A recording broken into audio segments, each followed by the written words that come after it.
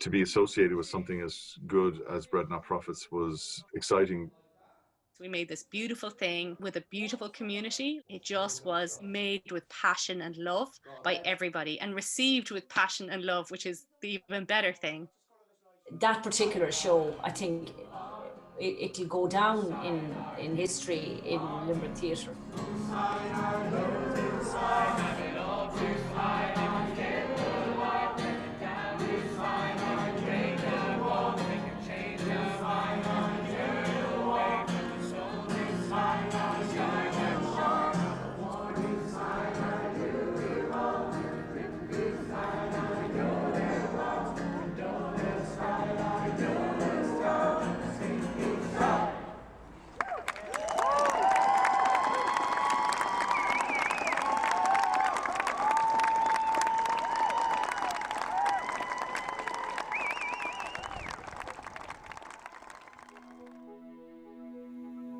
Many people may not know exactly how much work goes into making a piece of theatre,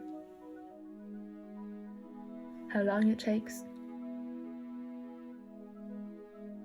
how much money it costs,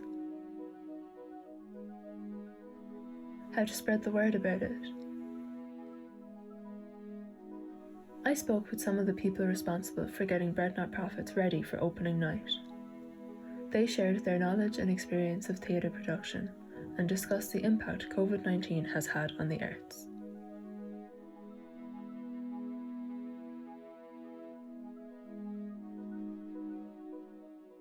The idea for Bread Not Profits I had in my head for the longest time. I've known about the Limerick Soviet since I was 15, which is obviously a long time ago. And ever since I started writing plays, which I guess is back in the late 80s, early 90s, I wanted to do something about the Limerick Soviet. I thought it would make a good play. It started really with a conversation between me and Mike Finn. Mike was artist in residence in the Bell Table, and he was telling me about the Limerick Soviet, and I knew nothing about it, had never heard it. I just found it absolutely eye-opening in terms of a story, amazing story that by and large the general public in Ireland doesn't know about it all. Mike went off and wrote the play and came back to us to say he had a script and he was working with Ella Daly to produce it, and obviously they wanted us to come on board to help out. I was first asked to produce the work in progress for Bread Not Profits. So it was a reading of his work to date. And so initially I was just brought on board to produce just that element of it, to get some actors involved, to arrange the details, to get some press out, a bit of publicity, that kind of thing. So that was my initial involvement. And then I would have been involved in the funding applications that were subsequent to that. And then obviously to producing the show when it eventually happened. I was approached by Mike Finn, who is the writer of Bread Not Profits, and I had worked with Mike a lot before, both as an actor, and Gunanua produced Mike's play, The Unlucky Cabin Boy. So we had experience of producing together and fundraising and, all that, all the stuff that goes with it. So I think Mike then thought we would be a good fit for working with Bread Not Profits, because also we've done a lot of work in Limerick with different Limerick artists. I always believe that the people you have around you are absolutely key. If you get whatever you're doing in this life, if you get a really good team around you, then you're halfway there. Theatre is such a collaborative art. It's absolutely about teamwork. No one person can do it on their own. I'm sick of having to say it, but the union, Kate. It's the only way. It's hard sometimes to define when the start was, when I actually started typing the script. In the case of Bread Not Profits, from Mike first talking to me about the project to getting up on stage was about 18 to 20 months. That's how long it took. Between our funding decision, which happened in November, and the show happened in April, so we had 5 months from knowing that we had the money to actually putting it up. For the calendar year of 2017, I was theatre artist in residence in the Bell Table, and so spent most of that. That's when most of the work was done. I finished the research and then started writing the play, and then spent a whole year working a lot with Terry O'Donovan, who was the director of the play, fabulous guy who helped to shape the final script with me. And And so I spent about a year, 2018, kind of still developing it, and then got the show up in April 2019, which was exactly 100 years from the original event. Who's that? My son? Hey.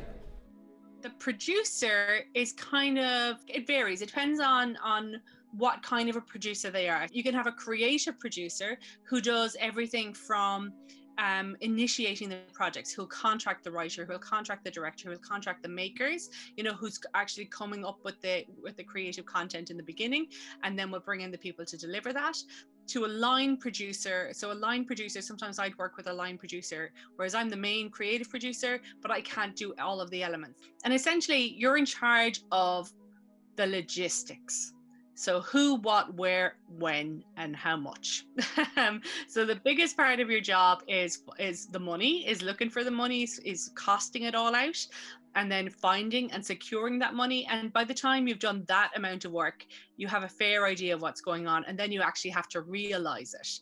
I started out as an artist, and why I started the company in the first place was to produce my own work and the work of my friends. When I started in this business professionally, was with a company in Limerick called Island Theatre Company that I was lucky enough to be a founder member of. Plays that I worked on like Pigtown and The Quiet Moment, Shock and Awe were kind of developed with the company in mind. I would go to Terry, who was the artistic director, say, look, I've got this idea for a play, have a conversation with him over coffee and say, look, I've got an idea for a play. If I can get it anywhere near workable, would you be interested in producing it? And so we kind of work on it together. And so that was my natural kind of home. Just imagine it, our own currency, except we don't have to imagine it. This is it. It's really wherever you can get the funds from. The principal way to fund something like that is to get a grant from the Arts Council. But the problem with that is the Arts Council needs to see a track record of a company, regardless of your experience and your work and your studies. The Arts Council are not going to give you €100,000 to produce a theatre programme. They want to see a track record of having done that before. But it's a bit of a chicken and egg. How do you then get that experience under your belt? The way theatre funding works in this country is it's kind of in several phases, and often it's happened to me in the past where you get money to develop a play. You might get some money to workshop a play or to just straight up be commissioned to write a play.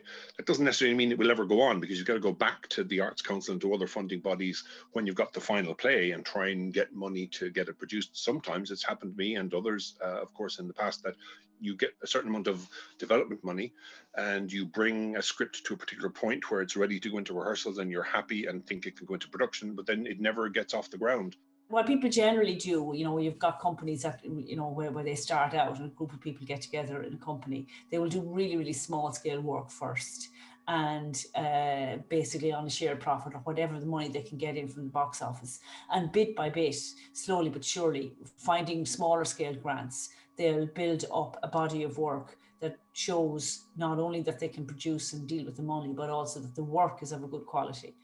The funding process is probably the longest part of the process to try and secure the funding necessary. Bread Not Profits is a very big production. I think the budget was somewhere in the region of 150 or 160,000 euros. So to raise that amount of money took a good bit of time. So you would fundraise through the Arts Council, through Limerick City Council, different sponsors, and the funding process for any one funder could take anything from, I suppose, 4 months to a year. The nature of the show, because it was site specific and it was on in the Cleves factory, that brought with it its own problems. So it needed a lot of money, but thankfully the Arts Council, the local council came in with some good money first, and then we got a little bit of sponsorship money as well. So we finally got it over the line. But it's always a struggle, no matter how much money you have.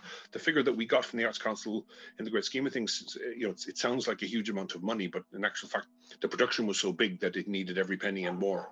So fundamentally in Ireland today, you do need assistance because the amount of money is so high to cost. Like box office, the best potential box offices could be anywhere between 10,000 and 25,000, so the euros, that leaves you 100,000 euros short. So that's the kind of funding that you look to the Arts Council for. There really isn't any investors in Ireland, because theatre in Ireland is not commercial. It by and large doesn't make its investment back, not to mind making more money, because somebody don't have the scale. So essentially what I'm saying to you is it's really, unless you have Arts Council funding, it's pretty difficult, or a very wealthy benefactor. Well, you fellas are the major attraction. I would say that advertising solely doesn't work. Like, our lives are very busy, and we have a lot of options. So opportunity cost is a huge thing. If I go to this, I can't go to that. And so what you want to do with the show is you want it to exist in your audience's kind of unconscious far before you ever get them actually on the phone booking a ticket. So you have to find like lots of ways for it to exist in their psyche, and lots of opportunities to put it there. You know, back in my early days, it was actually quite simple. You took out an ad in the Limerick Leader, you got loads of posters made, and you went around to local shops up and down O'Connell Street and William Street, and you asked them if you could put a poster in the window, and you brought your own sellotape and you stuck it up, because you knew if you, sometimes they'd say, oh yeah, leave it with me, I'll put it up. And we knew from experience that you'd go back 2 weeks later and they'd forgotten to put it up. So you always brought your own sellotape and you put it up yourself. It's a combination of print, the old-fashioned way, which is you get your brochures out in terms of the venue putting its brochure out, targeting of your current audiences, people who've come to shows in the past, and then obviously social media. A couple of marketing things that we used to try and do in Island Theatre Company, as you came towards opening night, you tried to have an unusual photograph that you'd get on the front of the Limerick Leader. So there are lots of photographs of me strangling John Murphy, or you get a silly costume and you have actors doing something silly and stupid that you thought would get you on to the front page of the Limerick Leader with an eye-catching photograph. That was very important. If you got that, you knew that was worth a few hundred tickets to you. The national press want something that's really original, and what's the unique angle. The local press is more about the fact that it's a show that's coming out of the local theatre sector, and therefore they will generally, be very helpful and do a lot of features. Because of that, you are expected by the company, by the press, to actually advertise as well. So, there's a little bit of a chicken and egg thing there too. You scratch my back, I'll scratch yours. For 2 weeks, I was somebody. I'd do it again in a heartbeat. It absolutely was worth it. Oh my God, yes. Yeah, absolutely. No, absolutely not. It was completely. It was for sure. I mean, it was one of the highlights of what I jokingly call my career. To be associated with something as good as Bread Not Profits was exciting. I think it nearly killed us all. When you get that kind of response, when people are just kind of blown away by something, to be a part of that is just immense. It certainly was amazing to be involved with. Thankfully, the audience response from the get-go was just terrific. The audience response was amazing.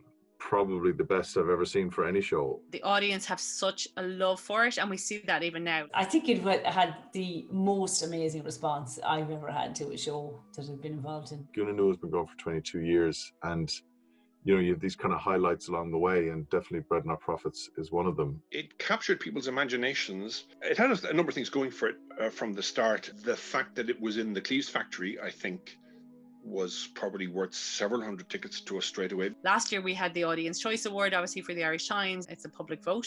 So there was a whole campaign of getting people to vote, and it was so easy. Like, people were just crying out, they want to see it again. When are we putting it on again? The fact that it was in Cleves factory, it added a different quality to the show. People are curious about buildings like that. The thing became an event. It wasn't just like passively going to the theatre. It was an immersive event.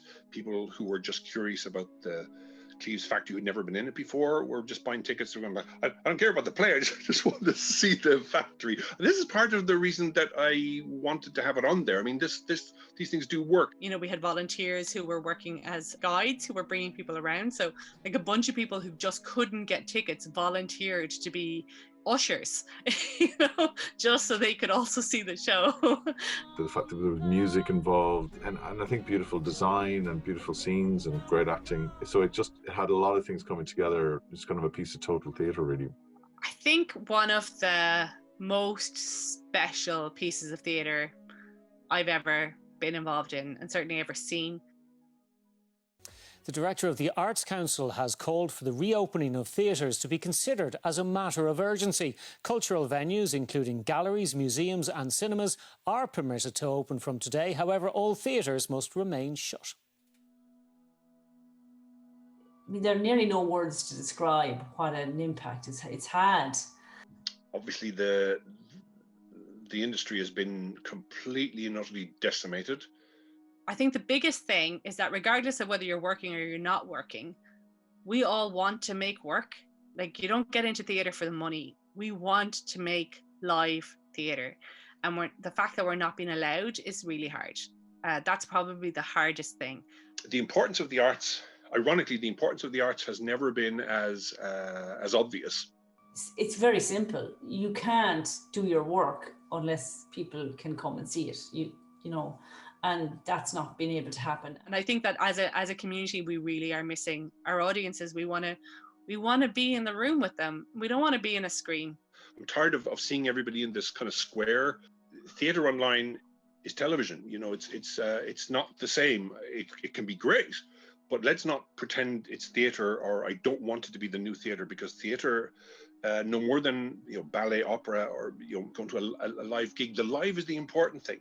The fact that we experience it with other people sitting beside us and around us, that we gasp at the same time, we cry at the same time, we laugh at the same time, we react together as a community, it's like a religious experience, having this communal catharsis. We figure out how to have theatre be digital and live. It can't be just digital, and how the digital space works the same as the live space in really drawing people in. And I understand that technology is important and that we adapt and adjust to it, but we need to get back into theatres, and we need to do it as soon as possible. And I think we need to do it when it's safe, but I, for one, just can't wait.